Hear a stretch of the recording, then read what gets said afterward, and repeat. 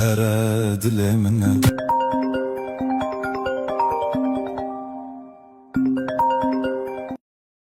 Alo. Assalomu alaykum dadasi. Alaykum assalom. Nima qilyapsiz? Ha, ovqat tayyorlayotgandim. Pishib qoldi.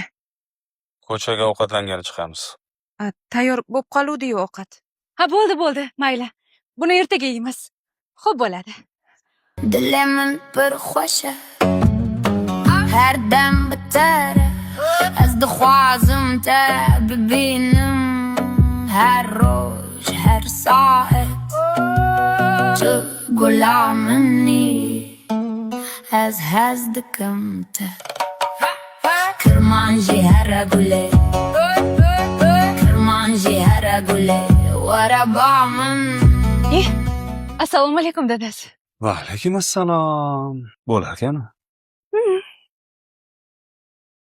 Ovqat sizing. Ko'chaga chiqmaymizmi? Ovqat sizing.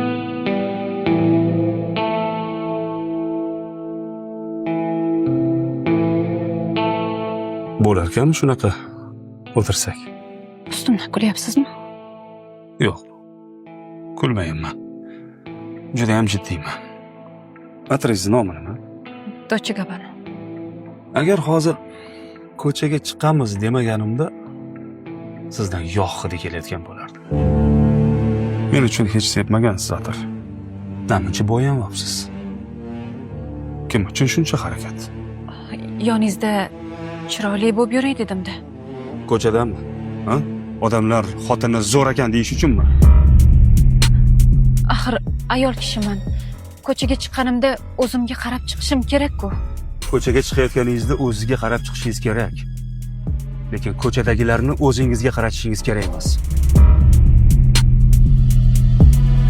Ko'chaga keladigan nechta kiyimingiz bor? Ko'p. Uyga kelgan nechta kiyimingiz bor? Uyda kiyadigan kiyimingiz yo'q. Uyda meni eski futbolkamni kiyib yurasiz. Tushundim.